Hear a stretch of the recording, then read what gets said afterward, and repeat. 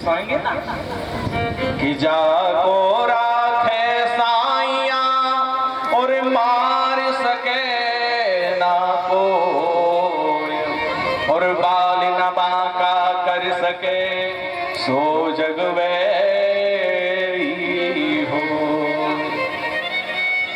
सो जग vary हो। जिसका रखवाला वो गोविंद है, जिसका रखवाला वो ऊपर वाला है, सारी दुनिया बैरी हो जाए और जिसका रखवाला वो परमात्मा है, उसका कोई बाल बांका नहीं कर सकता। पर गोविंद कहते अर्जुन मैं कहता हूं तुमको यहाँ नहीं सोना चाहिए। पांचों पांडवों को साथ में लिया, दूसरे शिविर में चले गए जहां पर प्रतिदिन 5 पांडव सोते थे। आज वहां द्रौपदी के 5 पुत्र सो रहे थे। अश्वत्थामा आया और गलती से द्रौपदी के 5 पुत्रों को पांडव समझ लिया और 5ओं के सिर काटकर झोली में डाल करके दौड़ा दौड़ा दुर्योधन के पास पहुंचा। अरे मित्र तुम एक को मारने की बात करते थे, देखो मैं 5ओं को 5 मार करके लाया। दुर्योधन एकदम प्रसन्न हो गए। अरे वाह, जो हम 100 भाई मिलकर नहीं कर पाए वो तुमने अकेले ने करके दिखा दिया। सबसे पहले मुझे भीम का सुन दो, सबसे पहले। और प्रकाश में जाकर के देखा तो वो 5 पांडव के सिर नहीं हो तो द्रौपदी के वो 5 पुत्रों के सिर थे। इसको बड़ा दुख हुआ दुर्योधन को। अरे अश्वत्थामा तुमने ये क्या कर दिया? हमारे वंश में तुमने एक दिया जलाने वाला भी नहीं बचने दिया। अरे हमारी दुश्मनी तो उन 5 पांडवों से थी, हमारे द्रौपदी के 5 पुत्रों ने हमारा क्या बिगाड़ा था? तुमने तो हमारे वंश में एक दिया जलाने वाला भी नहीं बचने दिया। इस दुर्योधन को श्राप था कि जब इसको एक साथ खुशी होगी और दुख होगा तब जाकर के इसकी मृत्यु होगी। पहले इसको बड़ी प्रसन्नता हुई कि 5 पांडव मारे गए और जब इसको पता चला कि 5 पांडव नहीं है तो द्रौपदी के 5 पुत्र हैं तो बहुत दुख हुआ और अपन इस देह का परित्याग कर दिया। प्रातः काल का समय था। द्रौपदी अपने 5 पुत्रों के शव के सामने बैठी हुई थी, रो रही थी। सोचो उस माँ की क्या हालत हुई होगी जिस माँ के सामने उसके 5 पुत्रों के शव पड़े।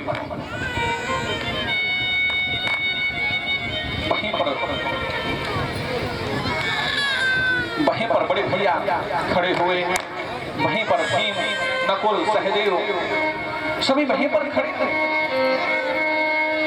इतने में अर्जुन कन्हैया के साथ में दौड़े दौड़े आए। अरे द्रौपदी हमारे पुत्रों को किसने मार दिया? हमारे पुत्रों को किसने मार दिया? किसी सैनिक ने बताया कि रात्रि के समय अश्वत्थामा आया था, गलती से आपके पुत्रों को मार दिया उसने। अर्जुन के हाथ में जो गांडीव था थर थर करके कांपने लगा। कन्हैया आज हम अश्वत्थामा को नहीं छोड़ेंगे। कन्हैया गोविंद भगवान रथ चला रहे हैं, यहाँ से अर्जुन रथ में सवार हैं। दूर से अश्वत्थामा ने देखा अर्जुन आ रहा है, आज मुझे जिंदा नहीं छोड़ेगा।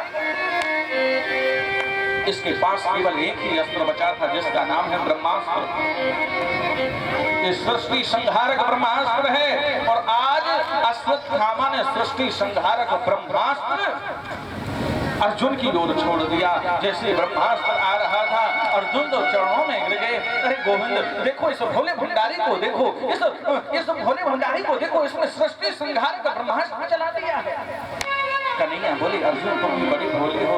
अरे जिस प्रकार कांटे को कांटे से निकाला जाता है, लोहे को लोहे से काटा जाता है, उसी प्रकार इस ब्रह्मास्त्र का यदि कोई दूसरा तोड़ है तो वो ब्रह्मास्त्र ही है। हमको जब जंगल में कांटा लग जाता है ना तो हम दूसरा कांटा खोजते हैं, जो पैर में कांटा लगा है उस कांटे को निकालते हैं। अर्जुन तुम भी बड़े भोले हो, तुम अपना ब्रह्मास्त्र चला दो। वहां से अश्वत्थामा का ब्रह्मास्त्र आ रहा था, यहाँ से अर्जुन ने अपना ब्रह्मास्त्र चला दिया। दोनों ब्रह्मास्त्र आए, आपस में टकराए और शांत हो गए। अर्जुन तुरंत रथ से नीचे कूद पड़े, दौड़ करके अश्वत्थामा के केस पकड़ ले जाकर द्रौपदी के चरणों में डाल दिया। देवी ये दुष्ट है, इसने हमारे 5 पुत्रों को मारा है, तुम बताओ इसको कैसे मारे? इसने हमारे 5 पुत्रों को मारा है, इसलिए नियम के अनुसार तो इसको 5 बार मारना चाहिए, लेकिन ऐसा संभव नहीं है, ऐसा होगा नहीं। तुम कहो तो इसके टुकड़े कर करके शेर के सामने डाल दो, तुम कहो तो इसको शेर के सामने जिंदा छोड़ दो। लेकिन एक बात बताओ भैया, जिसको मेरे कन्हैया ने सखी कहा, जिसको मेरे गोविंद ने सखी का भाव दिया हो, उसके मन में कभी दूसरों के प्रति हिंसा का भाव कैसे आ सकता है? वो कभी कैसे सोच सकता है किसी दूसरे के प्रति गलत भावना उसके मन में कैसे आ सकती है? द्रौपदी कहती है मुच्यताम हमेशा, मुच्यताम हमेशा, इसको छोड़ दो, इसको छोड़ दो, ये तुम्हारा गुरु पुत्र है, इसने क्या बिगाड़ा है? अर्जुन कहते हैं देवी यहाँ भाव नहीं चलेगा, इसने अपराध किया है तो अपराधी को दंड मिलेगा। यहाँ भाव नहीं चलेगा, यहाँ प्रेम नहीं चलेगा, ये तो भाव कहेंगे। बड़े भैया आप बताओ ना इसके साथ क्या करना चाहिए? बड़े भैया बोले देखो अर्जुन, देखो भैया, एक तो ये ब्राह्मण पुत्र है, दूसरा गुरु पुत्र है, इसलिए जैसा वेद शास्त्रों में लिखा हो वैसा ही करना, क्योंकि ब्राह्मण वध का अधिकारी तो नहीं है। भीम भैया से पूछा भैया आप बताओ इसके साथ क्या करना चाहिए? भीम बोले देख अर्जुन, तू मार देगा, तू छोड़ देगा तो मैं मार दूंगा, ऐसे पापी को तो मारना ही चाहिए। नकुल सहदेव बोले मजले भैया ठीक करे, ऐसे पापी को तो मारना चाहिए, ऐसे पापी को जिंदा छोड़ने का कोई मतलब नहीं है, ऐसे पापी को तो मारना ही चाहिए। कन्हैया दूर खड़े थे, कन्हैया ने सोचा कोई भैया मुझसे भी पूछेगा तो मैं भी बता दूंगा। अर्जुन दौड़े दौड़े गोविंद भगवान के पास गए, जाकर के भगवान से कहने लगे प्रभु आप भी तो कुछ बताओ, आप भी तो कुछ बोलो। कन्हैया कहने लगे अर्जुन देख लो भैया, मेरा जो न्याय होता है एकदम निष्पक्ष होता है कि ब्रह्म बंधुर्नहं सभ्य आततायि बधार्णः मयैवो भयमाम्नात परिपात्यनुशासनम्।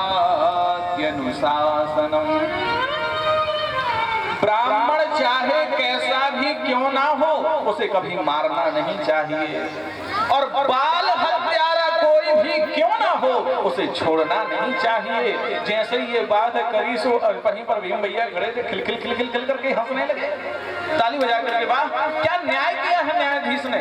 एक और कहते हो कि ब्राह्मण चाहे कैसा भी क्यों ना हो उसे मारना नहीं चाहिए, और दूसरी ओर कह रहे हो कि बाल हत्यारा कोई भी क्यों ना हो उसे छोड़ना नहीं चाहिए।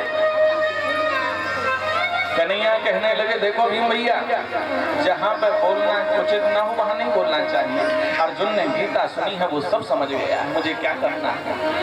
अर्जुन को तुरंत बात समझ में आ गई, सिर मोड़ दिया, मस्तक में जो ब्रह्म तेज की मणि लगी थी उसको निकाल लिया, मुंह पर काली पोत करके और सभा से धक्के देकर के बाहर निकाल दिया, क्योंकि अर्जुन जानता है क्योंकि ब्राह्मण का अपमान करना ही उसकी मृत्यु के समान है।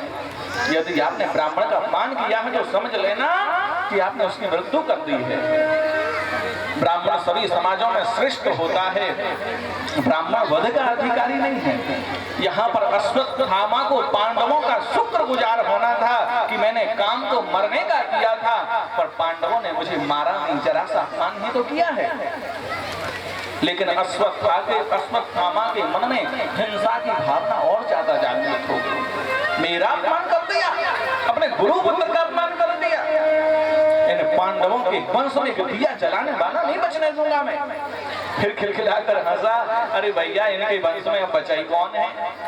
वो अभिमन्यु युद्ध में मारा गया, द्रौपदी के 5 पुत्र थे, वो कल मैंने मार दिए। फिर सोचने लगा अरे नहीं, मैंने सुना था कि जब अभिमन्यु मरा था तो उसकी मृत्यु के समय तो वो अभिमन्यु की पत्नी उत्तरा वो तो गर्भवती थी, अरे वो पुत्र तो जन्म लेने वाला होगा। सो तुरंत अपना ब्रह्मास्त्र संधान किया और उत्तरा के गर्भ की ओर वो ब्रह्मास्त्र छोड़ दिया। यहाँ पर उत्तरा के गर्भ में तकलीफ होने लगी, उत्तरा दौड़ी दौड़ी गोविंद भगवान की शरण में पहुंची कि पाहि पाहि महायोगिन देव देव जगत पदे नान्यम तो भयम पश्यम यद्य मृत्यु परस्परम। हे गोविंद, मैं मर जाऊं इसके मुझे चिंता नहीं है, मैं भले ही मर जाऊं इसके मुझे तकलीफ नहीं है, बस पांडवों के वंश को, कुल के दीपक को बुझने से बचा लो गोविंद।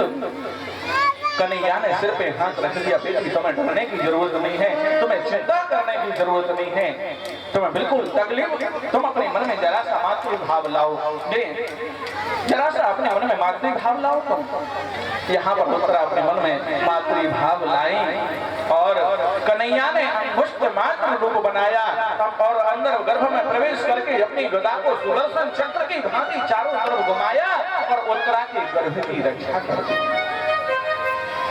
जिस प्रकार भगवान के सामने भक्तों की कोई चालाकी नहीं चलती ना, उसी प्रकार भक्तों के सामने भी भगवान की कोई चालाकी चलने वाली नहीं है। कुंती बुआ दूर खड़ी थी और देख करके बोलने लगी, कन्हैया तूने बचा लिया ना, मेरे वंश को बुझने से बचा लिया ना, तू तो भगवान है रे गोविंद। क्या बात करती हो बुआ, मैं तो आपके भाई वसुदेव का सबसे छोटा वाला पुत्र हूँ।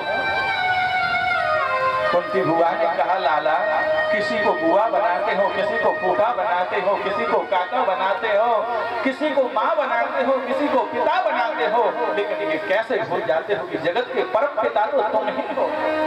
कन्हैया कहने लगे, देखा मेरी बुआ मुझे भगवान कह रही है, तो मैं मानता हूँ कि मैं भगवान हूँ, मैं मान रहा हूँ कि मैं भगवान हूँ। तो दुनिया के लोग भगवान से कुछ ना कुछ मांगते हैं, आप भी मांगो। और सुनो, बड़े भैया सबसे बड़े भैया है ना, सबसे पहले मांगने का अधिकार उनका है। भैया आप मांगो सबसे पहले। धर्मराज युधिष्ठिर कहने लगे, देखो कन्हैया दुनिया के लोग जो है मुझे धर्मराज कहते हैं, तो सदा मैं धर्म की राह पर चलता रहूं, कभी धर्म से मैं पीछे नहीं हटूं, बस यही वरदान दे दो, रात में सदा याद करता रहूं। भीम भैया से पूछा, आप भी कुछ मांगो। भीम भैया कहने लगे, कन्हैया दुनिया के लोग मुझे पेटू कहते हैं, दुनिया के लोग कहते हैं कि आधे में खानदान और आधे में भीमसेन, तो भैया हंसते खाते पीते तेरी याद बनी रहे, बस यही वरदान दे दे। अब अर्जुन तुम भी कुछ मांगो। अर्जुन कहने लगे, शिष्यस्ते हम साधिमां तां प्रपन्नम, आप मेरे गुरुजी, मैं आपका चेला, क्या मांगना। नहीं तो अर्जुन तुम कुछ ना कुछ मांगो। प्रभु बस आपकी याद बनी रहे, कभी आपको भूलो नहीं, बस यही वरदान दे दो, और कुछ नहीं चाहिए। लेकिन जब कुंती बुआ की मांगने की बारी आई, अरे बुआ तुम भी तो कुछ मांग। कन्हैया जो मांगोगी सो दोगे ना। अरे बुआ तुझे मांगने में देरी हो सकती है, पर तेरा ये कन्हैया कभी देने में विलंब नहीं करेगा, तू मांग तो सही, तुझे क्या चाहिए। तो गोविंद मैं जो मांगने जा रही हूँ, पहले मेरे सिर पर हाथ रखो, जो मांगूंगी सो दोगे दोगे दोगे। कन्हैया ने सिर पे हाथ रख दिया, अरे बुआ तू जो मांगेगी सो देंगे देंगे देंगे, तू मांग तो सही, तुझे क्या चाहिए। बुआ कहने लगी, कन्हैया तू यदि रहना ही चाहता है ना लाला, तो मुझे दुख दे दे।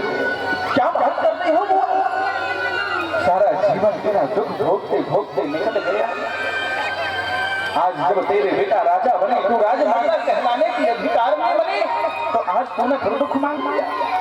ये दुख भोगते भोगते क्या तेरा पेट नहीं भरता। बुआ कहती कि सुख के माथे सिल पड़े, जो हरि हृदय से जाए। अरे ऐसे सुख को तो मैं पत्थर से मारूं, जिस सुख में तुम्हारी याद आए।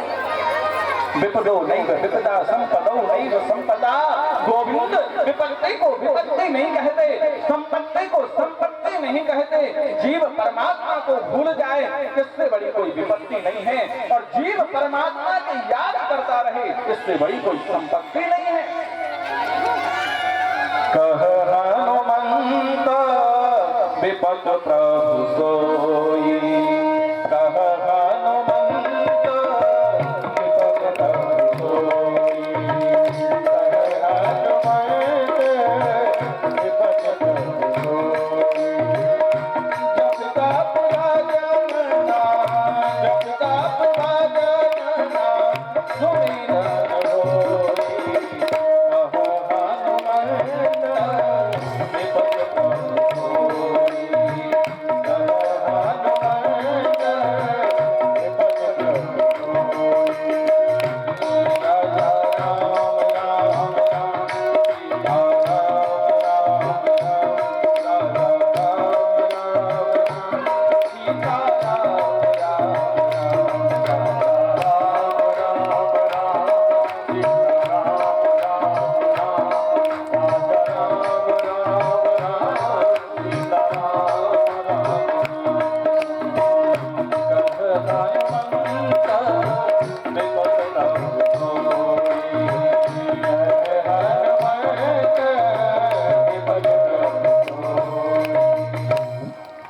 कह हनुमंत विपद प्रभु सोई, जब तक भजन सुमिरन हो। ये जो जीव होता है, जब दुख आता है ना, दुख, तब परमात्मा को याद करता है कि दुख में सुमिरन सब करे और सुख में करे न कोई। और जो सुख में सुमिरन करे तो दुख काहे को हो, तो दुख काहे को हो। सुख के माथे सिल पड़े जो हरि हृदय से जाए, और बलिहारी बा दुख की जो पल पल नाम रखाए, जो पल पल नाम रखाए। अरे मैं तो उस दुख पे बलिहारी जाती हूँ गोविंद, जिस दुख में तुम्हारी याद आती है। जब जब हमारे बच्चों के ऊपर संकट रहा, जब तक हमारे ऊपर संकट रहा, तब तक आप हमारे साथ रहे। और जब आज हमारा संकट चला गया, हमारा दुख समाप्त हो गया, तब आप कहते हो मुझे मेरी द्वारिका की याद आ रही है, मुझे द्वारिका जाना है। गोविंद यदि देना चाहते हो तो दुख दे दो। सुख भी मुझे प्यारे हैं, सुख भी मुझे प्यारे हैं, दुख भी मुझे प्यारे हैं। छोड़ो मैं किसे भगवान, दोनों ही तुम्हारे हैं, दोनों ही तुम्हारे हैं। सुख भी मुझे प्यारे हैं, दुख भी मुझे प्यारे हैं। छोड़ो मैं किसे भगवान, दोनों ही तुम्हारे हैं।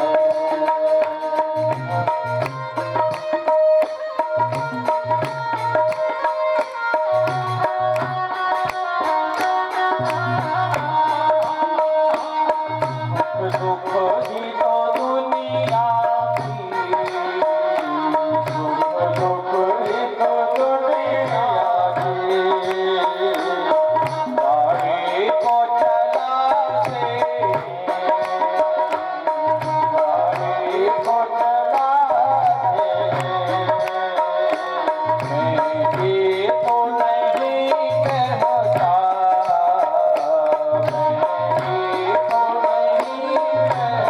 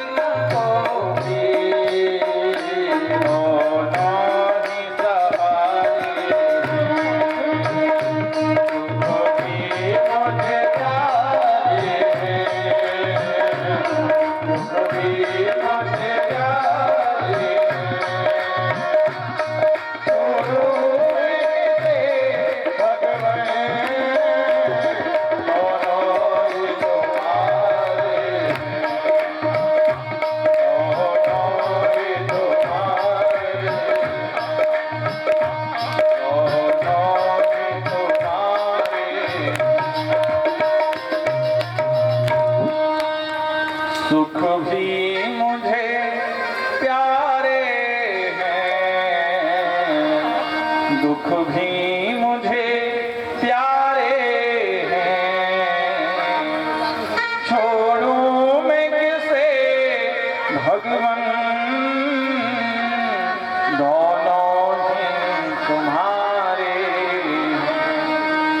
दोनों ही तुम्हारे। देखो, जब सुख आता है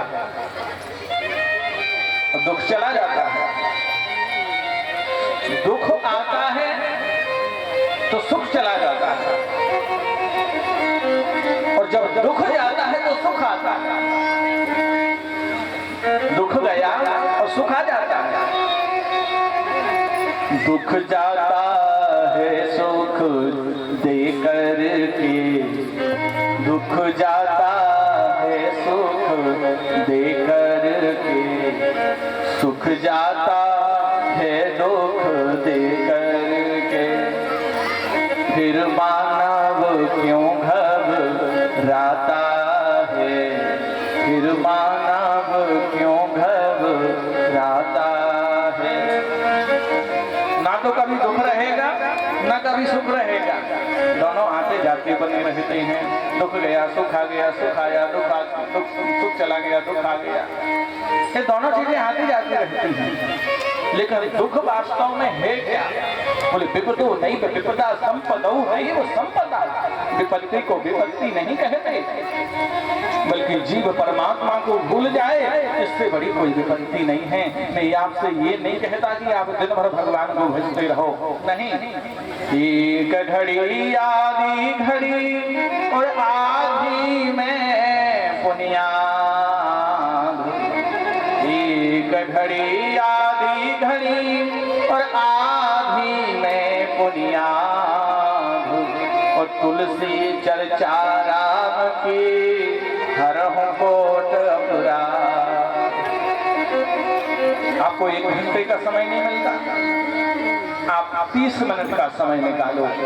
आपके पास में 30 मिनट का समय नहीं है, आप 15 मिनट का समय निकालो। 15 मिनट का समय नहीं है तो केवल इतना कहने का तो समय है, अरे कौनो सो संकट मोर गरीबों को, इतना तो कह सकते हो ना ठाकुर जी। अरे कौन सो संकट मोर गरीबों को, अरे जो तुमसे नहीं जात है तारो, और बेरी हरो हनुमान महाप्रभु, बेरी हरो हनुमान महाप्रभु, और जो कछु संकट होय हमारो, कौन सो संकट मोर गरीब को, जो तुम सो नहीं जात है तारो, और कौन सो संकट मोर गरीब को, जो तुम सो नहीं जात है तारो। इतना तो कह सकते हो ना, कौन सो संकट मोरे गरीब को, जो तुमसे नहीं जाते है तारो। आज दुष्टुर भैया को बड़ा दुख हुआ, कन्हैया मैंने एक राज्य पाने के लिए कितना बड़ा, कितनी जनसंख्या का संहार कर दिया, मेरी वजह से कितनी माता पिता अपने बच्चों से दूर हो गए, मेरी वजह से कितनी संतानें अनाथ हो गई, मेरी वजह से कितनी पत्नियां विधवा हो गई, केवल एक राज्य पाने के लिए मैं कितना बड़ा स्वार्थी हूँ गोविंद।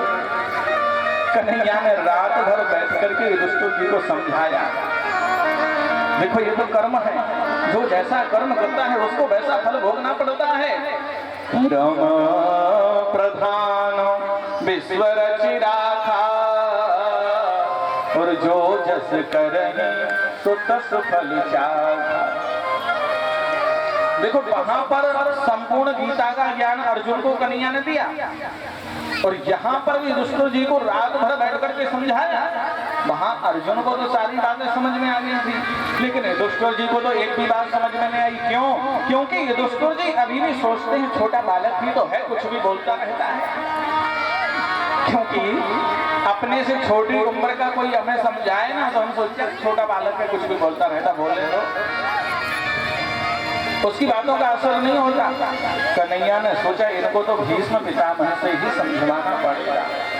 आज 52 दिन हो गए हैं, 52 दिन से भीष्म पितामह बाणों की सैया पर पड़े हुए हैं, एक एक बूंद करके रक्त निकल चुका है। द्रौपदी को साथ में लिया, 5 पांडवों को साथ में लिया, ले जाकर भीष्म पितामह के पास पहुंचे।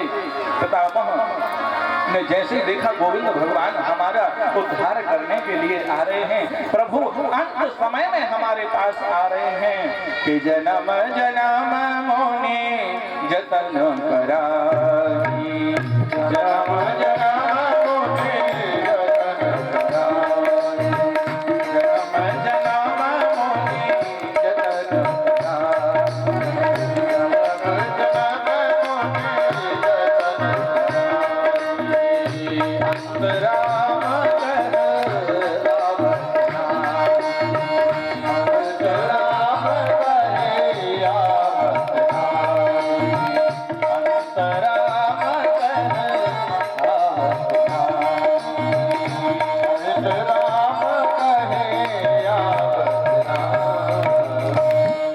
जन्म जन्म मोने जतन व्यतीत हो गया, राम राम कहते कहते, पर अंत समय में प्रभु का नाम मुख से नहीं निकलता। जिसका अंत समर गया तो समझो पूरा जीवन समझ गया, अंत भला तो सब भला। भीष्म पितामह ने सोचा मेरे अंत समय में ठाकुर जी मेरे पास आ रहे हैं मुझे दर्शन देने के लिए, मेरा तो जीवन सुधर गया। कन्हैया ने प्रणाम किया, 5 पांडवों ने प्रणाम किया। कन्हैया कहने लगे पितामह पांडव लोग राजा बन गए हैं, आप इनको कुछ उपदेश करो। पितामह कहने लगे गोविंद तू सब कुछ जानता है फिर भी मुझसे उपदेश करवा रहे हो। कन्हैया कहने लगे नहीं आप इनको समझाओ, आपकी बात इनको समझ में आएंगी। यहाँ पे जो पितामह है पांडवों से कहते बेटा राज धर्मान मोक्ष धर्मान, देखो राजा जो होता है राजा को न्याय प्रिय होना चाहिए, राजा का तन पवित्र होना चाहिए, राजा का मन पवित्र होना चाहिए, राजा की वाणी पवित्र होना चाहिए, राजा का धन पवित्र होना चाहिए।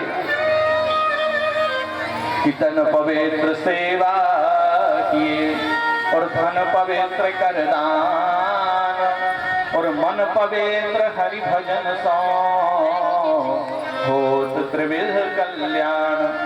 देखो हमें जो धन जो हमारे पास आता है उसका हमें 10वां भाग दान करना चाहिए। एक सेठ जी मेरे पास में आए, बोले महाराज जी एक बात बताओ, आप कहते हो धन का 10वां भाग दान करना चाहिए, 10 रुपए में से 1 रुपए दान करना कोई बड़ी बात नहीं है, 100 रुपए में से 10 रुपए दान करना कोई बड़ी बात नहीं है, 1000 में से 100 रुपए दान करना कोई बड़ी बात नहीं है,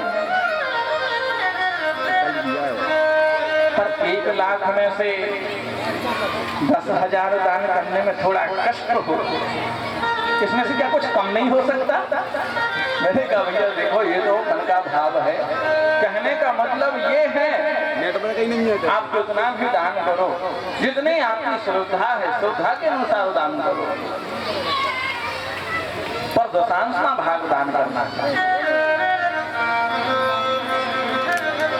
देखो बेटा तुम राजा बन गए हो, एक राजा की आंखों के सामने यदि पाप हो रहा है और राजा वो पाप देख रहा है तो ये महापाप है, ये महापाप नहीं देखना चाहिए। यदि राजा के अंदर शक्ति है तो डट करके मुकाबला करो, वरना आंखें बंद करके वहां से निकल जाओ, क्योंकि पाप होते हुए देखना महापाप होता है। वहीं पर द्रौपदी खड़ी थी, खिल खिल खिल खिल खिल करके हंसने लगी। अरे वाह पितामह, आज बेटी तुम्हें हंसी आई तो आई क्यों? ना ना ना बाबा बस वो तो ऐसे ही हंसी आ गई। देखो बेटी जो कुलवती स्त्रियां हुआ करती हैं, जो कुलवती नारियां हुआ करती हैं, वो कभी बात बात पर नहीं हंसा करती। तुम्हें बताना ही पड़ेगा कि आखिर तुम्हें हंसी आई तो आई क्यों? क्योंकि मैं इस उठा को लेकर के मरना नहीं चाहता। बाबा आज आप भारी बड़े ज्ञान का उपदेश कर रहे हो कि आंखों के सामने पाप होते हुए देखना महापाप है। तो एक बात बताओ बाबा, फिर ये महापाप आपने क्यों किया? कौरवों की भरी सभा में दुष्ट दुशासन मेरे बालों को खींच करके लाया। सबसे पहला मैंने प्रश्न आपसे किया था बाबा, जब पांडव लोग दास बन गए तो एक दास को क्या अधिकार है कि वो रानी को दांव पर लगाए? मैंने सबसे पहला आपसे प्रश्न किया था। यदि आप उस सभा में इशारा भी करते थे ना, तो किसी की हिम्मत भी नहीं होती कि मैं इस रानी को स्पर्श नहीं करता, पर आपने उस समय अपना सिर नीचे कर लिया था। आज आप भारी बड़े ज्ञान का उपदेश कर रहे हो कि आंखों के सामने पाप होते हुए देखना महापाप है। तो ये महापाप आपने क्यों किया? आप खुद बीड़ी पीते हो, आप खुद सिगरेट पीते हो, आप खुद तमाकू मल करके खाते हो और दूसरों को समझाते हो कि तमाकू नहीं खाना चाहिए। अच्छा, तमाकू से मुझे याद आया भैया,